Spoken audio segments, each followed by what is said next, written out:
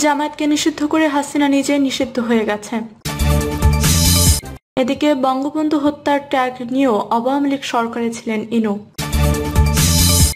জানাবো রিমান্ডে চাঞ্চল্যকর তথ্য, আমি কিছু করিনি, যা করার সাহারা খাতুন করেছে বললেন টুকু। এদিকে আনসারদের কথা কাজের ধরনে প্রকাশ করছিল উদ্দেশ্য ভিন্ন বললেন সার্জিস। এবং সর্বশেষ জানাবো রাজনৈতিক পট পরিবর্তন ভারত বাংলাদেশ বাণিজ্যে যে প্রভাব ফেলতে পারে। শুনছিলেন সংবাদ শিরোনাম, এবারে বিস্তারিত। জামায়াতকে নিষিদ্ধ করে হাসিনা নিজে নিষিদ্ধ হয়ে গেছে। বাংলাদেশ জামায়াত ইসলামীর সেক্রেটারি জেনারেল অধ্যাপক মিয়া গোলাম পরওয়ার বলেছেন, লাখো ছাত্র জনতার উত্তাল গণ আন্দোলনে শেখ হাসিনা পরাজিত হলো, বাংলাদেশ বিজয়ী হলো। শেখ হাসিনা পালানোর 4 দিন আগে জামায়াতকে নিষিদ্ধ করেছে, আর আল্লাহ হাসিনাকে নিষিদ্ধ করে দেশ থেকে পালিয়ে যেতে বাধ্য করেছেন। অ্যাডভোকেট মোয়াজ্জেম হোসেন হিলাল বলেন, সারা দেশে ব্যাংকগুলো লুটপাট করে ধ্বংস করে গেছে আওয়ামী লীগ। শেখ হাসিনা নিজেই বলেছেন তার পিয়ন 400 কোটি টাকার মালিক। পিয়ন যদি 400 কোটি টাকার মালিক হয় তাহলে শেখ হাসিনা কত হাজার কোটি টাকার মালিক? তার নিজের হাতে অর্থ পাচারের খবর গণমাধ্যমে প্রকাশিত হয়েছে। বঙ্গবন্ধু হত্যার ট্যাগ নিয়েও আওয়ামী লীগ সরকারে ছিলেন ইনু। 2014 সালে আওয়ামী লীগ সরকার গঠনের পরই লাগাতার অবরোধের ডাক দেয় বিএনপি। প্রায় 3 মাস ধরে চলে সেই অবরোধ। অবরোধ চলাকালে দেশের বিভিন্ন স্থানে বাসে পেট্রোলের বোমা নিক্ষেপ করা শুরু হয়। অনেকে আগুনে পুড়ে মারা যান সেই সময়। যদিও পেট্রোল বোমা হামলায় জড়িত কাউকে গ্রেফতার করতে পারছিল না আইন শৃঙ্খলা বাহিনী। সে সময় আওয়ামী লীগ সরকারের তথ্যমন্ত্রী ছিলেন হাসানুল হক ইনু। সাংবাদিকরা নিয়মিত তাকে এসব হামলার বিষয়ে জিজ্ঞেস করতেন। একদিন তিনি বললেন, এটাকে বলে অগ্নিসন্ত্রাস। বিএনপি জামায়াত শিবিরে অগ্নিসন্ত্রাসীরা দেশে অরাজকতার জন্য এমন অগ্নিসন্ত্রাস চালাচ্ছে। প্রায় সব অনুষ্ঠানে তিনি এই শব্দটি ব্যবহার করতেন। একে একে আওয়ামী লীগ নেতাকর্মীরা এমনকি প্রধানমন্ত্রী অগ্নিসন্ত্রাস শব্দটি ব্যবহার শুরু করেন। 2018 সালের জুলাইটি জাতীয় দৈনিকে সাক্ষাৎকার দিয়েছিলেন ইনু। সেখানে বিএনপি জামায়াতে নাশকতার কথা উল্লেখ করে তিনি আগুন সন্ত্রাসীদের মাইনাসের পক্ষে মতামত দেন। শেখ হাসিনা সরকার পতনের আগে গত 30 জুলাই জামায়াত শিবিরকে অগ্নিসন্ত্রাসী উল্লেখ করে তাদের নিষিদ্ধের বিষয়ে মতামত দিয়েছিলেন ইনু। সোমবার জাতীয় সমাজতান্ত্রিক দলের সভাপতির সাবেক এই তথ্যমন্ত্রীকে রাজধানী উত্তরা থেকে গ্রেফতার করেছে পুলিশ। ইনুর বিরুদ্ধে বঙ্গবন্ধু শেখ মুজিবুর রহমান হত্যাকাণ্ডের পর উল্লাস করার অভিযোগ ছিল দীর্ঘদিনের। 2008, 2014 এবং 2018 সালে এমপি নির্বাচিত হলেও 2024 সালে নির্বাচনে নৌকা প্রতীক নিয়েও জয়লাভ করতে পারেননি। আওয়ামী লীগের অনেকেই ইনু বঙ্গবন্ধু হত্যার সঙ্গে জড়িত বলে অভিযোগ তুলতেন। তাদের একজন আওয়ামী লীগ সভাপতি মণ্ডলীর সদস্য শেখ ফজলুর করিম সেলিম, যিনি একাধিকবার বিভিন্ন অনুষ্ঠানে এই কথা বলেছেন।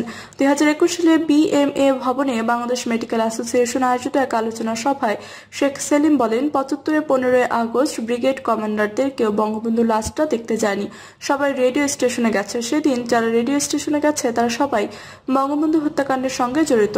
খুনিদের সমর্থন করতে তারা গিয়েছিল। ইনু, তাহের, যারা বৈজ্ঞানিক সমাজতন্ত্রের কথা বলেছিল তারাও গিয়েছিল খুনিদের সমর্থন করতে।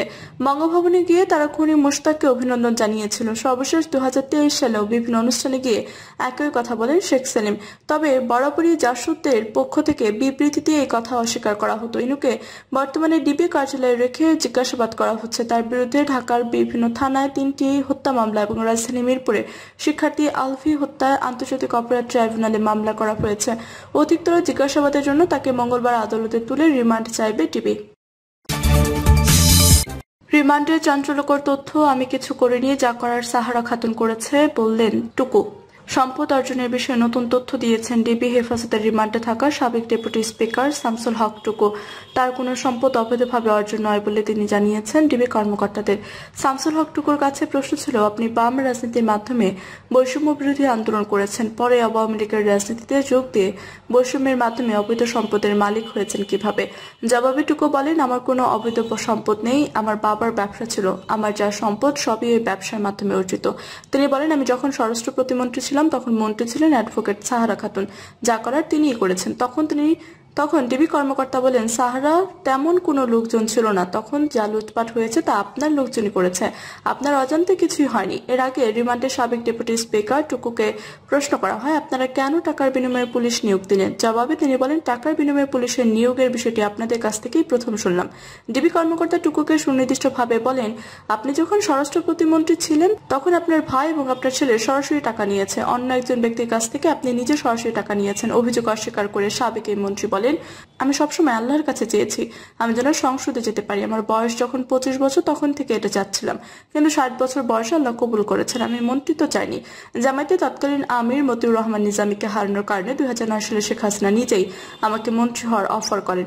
উল্লেখ্য, ছাত্র জনতার অভ্যুত্থানের মুখে গত 5 আগস্ট প্রধানমন্ত্রী শেখ হাসিনা পদত্যাগ করে দেশ ছাড়েন। এরপর থেকে প্রতিদিন দেশের বিভিন্ন থানায় সাবেক প্রধানমন্ত্রী শেখ হাসিনা সহ আওয়ামী লীগের নেতাকর্মী ও মন্ত্রীদের নামে হত্যা মামলা সহ বিভিন্ন মামলা হয়েছে। এর মধ্যে গ্রেফতার হয়েছেন বেশ কয়েকজন আওয়ামী লীগ নেতা। আদালত গ্রেফতারকৃতদের বিভিন্ন মেয়াদে রিমান্ড দিয়েছে। আনসারদের কথা কাজের ধরনী প্রকাশ করছিল, উদ্দেশ্য ভিন্ন বললেন সার্জিস। বৈষম্য বিরোধী ছাত্র আন্দোলনের অন্যতম সমন্বয়ক সার্জিস আলম বলেছেন, আনসারদের কথা কাজের ধরনী প্রকাশ করছিল, তাদের উদ্দেশ্য ভিন্ন। ফেসবুক পোস্টে তিনি বলেন, গত এক সপ্তাহ ধরে ঢাকার সরকারি ও প্রাইভেটে অন্তত 20টির অধিক হাসপাতালে ঘুরে ঘুরে আমরা আমাদের আহত ভাইদের দেখছি। ডাক্তার, রোগী, স্টাফদের সঙ্গে কথা বলেছি। এই দুর্নীতিগ্রস্ত স্বাস্থ্য ব্যবস্থার ভিতর ও বাইরে নানা গল্প জেনেছি। সেগুলো আমরা স্বাস্থ্য উপদেষ্টাকে জানাতে চাই। তিনি আমাদের কথাগুলো শুনতে আমাদের ডাকেন। আবার আমাদের ত্রাণ নিয়ে বন্যা দুর্গত এলাকায় যাওয়া ট্রাকগুলো কিংবা যে গাড়িগুলোতে ত্রাণ বিভিন্ন জায়গা থেকে ক্যাম্পাসে আসছিল সেগুলো ক্যাম্পাসে পৌঁছাতে পারছিল না। তাছাড়া বন্যা কবলিত এলাকার নানা প্রত্যন্ত প্রান্ত থেকে কল মেসেজ আসছিল ত্রাণের জন্য। আইন শৃঙ্খলা রক্ষাকারী বাহিনী তৎপরতা, কার্যক্রম, পরিস্থিতি স্বাভাবিক করার বিষয় নিয়ে কথা বলার জন্য আমরা স্বরাষ্ট্র উপদেষ্টার সঙ্গে কথা বলতে চাই।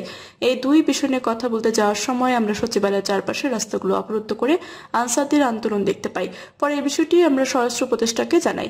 আমরা জানতে পারি আমাদের পূর্বে আমাদের অন্য দুই উপদেষ্টা নাহিদ ইসলাম ও আসিফ মাহমুদ স্বরাষ্ট্র উপদেষ্টার সঙ্গে এ বিষয়ে কথা বলে যৌক্তিক সমাধানের আহ্বান জানান। পরে আমাদের দুই উপদেষ্টা নাহিদ ইসলাম ও আসিফ মাহমুদ তাদের সঙ্গে কথা বলে তখনই আলোচনার আহ্বান জানান এবং 7 সদস্যের একটি টিম নিয়ে স্বরাষ্ট্র উপদেষ্টা সহ একাধিকবার আলোচনায় বসেন। তাদের অনেক দাবি মেনে নেওয়া হয় এবং বর্তমান পরিস্থিতি বিবেচনায় বাকি দাবিগুলোর বিষয়ে ধৈর্য ধরে যৌক্তিক সমাধানের আশ্বাস দেওয়া হয়। কিন্তু একটা গোষ্ঠী এসব আলোচনা মানতে চাচ্ছিল না। তাদের কথা ও কাজের ধরনই প্রকাশ করছিল, তাদের উদ্দেশ্য ভিন্ন। না হলে সকাল থেকে রাত 10টা পর্যন্ত আলোচনার পরও সচিবালয়ের সবাইকে অবরুদ্ধ করে রাখার যৌক্তিকতা কি? অথচ তখন তাদের প্রতিনিধি দল সচিবালয়ের ভিতরে ছিল। যখন দেশের 2 বিভাগের প্রায় 10 জেলায় লাখ লাখ মানুষ বন্যা কবলিত, তখন সেখানে সর্বোচ্চ সহযোগিতা না করে রাষ্ট্রকে এভাবে অস্থিতিশীল করার কারণ কি? আর স্বরাষ্ট্র উপদেষ্টাকে প্রশ্ন করতে চাই, পুলিশ কবে পুরোদমে মাঠে নামবে? সচিবালয়ের নিরাপত্তার এই অবস্থা কেন? ছাত্র জনতাকে কেন যেতে হবে? আমার ভাইদের উপর গুলি কেন চলল? এই আর্মস আনসার পেল কোথায়? রাজনৈতিক পট পরিবর্তন ভারত বাংলাদেশ বাণিজ্যে যে প্রভাব ফেলতে পারে। বাংলাদেশের সম্প্রতি যে রাজনৈতিক পট পরিবর্তন ঘটে গেল, ভারতের উপর তার যেমন রাজনৈতিক প্রভাব আছে তেমনি অর্থনৈতিক প্রভাবও আছে। ভারতীয় কোনো গণমাধ্যম মনে করে এই ঘটনা দ্বিপক্ষীয় বাণিজ্যে প্রভাব ফেলতে পারে। গত 1 দশকে বাংলাদেশে যে উচ্চ হারে প্রবৃদ্ধি হয়েছে তার বদৌলতে বাংলাদেশ এখন আন্তর্জাতিক বাণিজ্যের ক্ষেত্রে ভারতের অন্যতম বৃহত্তর অংশীদার এবং দক্ষিণ এশিয়ার বৃহত্তর। পরবর্তী বাস্তবতায় ভারতের অর্থনৈতিক ক্ষতি হওয়ার আশঙ্কা আছে বলে মনে করছেন ভারতের বাণিজ্য বিশেষজ্ঞরা। ইকোনমিক টাইমসের সংবাদে বলা হয়েছে, 2023-24 অর্থ বছরে ভারত বাংলাদেশ যে পরিমাণ পণ্য রপ্তানি করেছে বিশ্বের বৃহত্তর অর্থনীতি যেমন জাপান, জার্মানি বা ফ্রান্সের সে পরিমাণ রপ্তানি করেনি। কিন্তু ক্ষমতার পট পরিবর্তনের পর বাংলাদেশ যে সামাজিক রাজনৈতিক বিশৃঙ্খলা চলছে তার প্রভাবে অর্থনৈতিক কার্যক্রম ব্যাহত হচ্ছে। ধারণা করা হচ্ছে পরিস্থিতির কারণে বাংলাদেশ ভারতের দ্বিপক্ষীয় বাণিজ্যে নেতিবাচক প্রভাব পড়বে। প্রতিবেদনে বলা হয়, সাবেক প্রধানমন্ত্রী শেখ হাসিনা অন্যতম বড় অর্জন ছিল গত 1 দশকের বেশি সময় ধরে উচ্চ প্রবৃদ্ধি অর্জন করা। 2009 থেকে 2024 সাল পর্যন্ত বাংলাদেশের অর্থনৈতিক প্রবৃদ্ধি হয়েছে গড়ে 6.3%, যা বিশ্বের অন্যতম সর্বোচ্চ। এই সময় বাংলাদেশের মোট দেশজ উৎপাদন বা জিডিপি 3 গুণেরও বেশি হয়েছে। 2009 সালে বাংলাদেশের মানুষের মাথাপিছু জিডিপি ছিল $841, 2024 সালে যা $2650 উন্নীত হয়েছে। এই অর্থনৈতিক প্রবৃদ্ধির হাত ধরে বাংলাদেশ 2015 সালে নিম্ন আয়ের কাতার থেকে বেরিয়ে নিম্ন মধ্যম আয়ের দেশে উন্নত হয়। এই সময় দারিদ্র কমছে, বিভিন্ন সামাজিক সুযোগ উন্নত হয়েছে। বাংলাদেশের এই অর্থনৈতিক সমৃদ্ধির সঙ্গে আন্তর্জাতিক বাণিজ্য বেড়েছে। রপ্তানি প্রবৃদ্ধির কারণে বাংলাদেশের আমদানিও বেড়েছে। ভারতের সঙ্গে বাংলাদেশের দ্বিপক্ষীয় বাণিজ্য অনেকটাই বেড়েছে, যার মধ্যে অন্যতম হচ্ছে তৈরি পোশাক শিল্পের সুতা। ভারত বাংলাদেশের দ্বিপক্ষীয় বাণিজ্য যে হারে বেড়েছে, বিশ্বের অন্যান্য দেশের সঙ্গে ভারতের বাণিজ্য সেই হারে বাড়েনি। 2009 সালের তুলনায় 2013 সালে এসে ভারতের বৈশ্বিক পণ্য বাণিজ্য 2.5 গুণ বেড়েছে, কিন্তু একই সময়ে বাংলাদেশের সঙ্গে তার দ্বিপক্ষীয় পণ্য বাণিজ্য বেড়েছে 5.5 গুণ। 2009 সালে বাংলাদেশ ভারতের দ্বিপক্ষীয় পণ্য বাণিজ্যের পরিমাণ ছিল $240 কোটি। 2023 সালে যা $1310 কোটি উন্নতি হয়। এ সময় বিশ্বের অন্যান্য দেশে ভারতের রপ্তানি যে হারে বেড়েছে, বাংলাদেশে তার চেয়ে বেশি হারে বেড়েছে। 2009 সালে ভারতের পণ্য বাণিজ্যের 1.2% গন্তব্য ছিল বাংলাদেশ, 2023 সালে যা 2.6% উন্নতি হয়েছে। 2023 সালে ভারতের মোট রপ্তানি 1.2% গেছে জাপানে, দক্ষিণ কোরিয়া 1.5%, ফ্রান্সে 1.7%, জার্মানিতে গেছে 2.2%। বাংলাদেশ ভারতের রপ্তানি 2021 সালের রেকর্ড $1,400 কোটি উন্নীত হয়, যদিও এর পরের 2 বছরে সেটা কমেছে। 2022 সালে রপ্তানি কমে দাঁড়ায় $1,380 কোটি এবং 2023 সালে তা আরও কমে $1,130 কোটি নেমে আসে।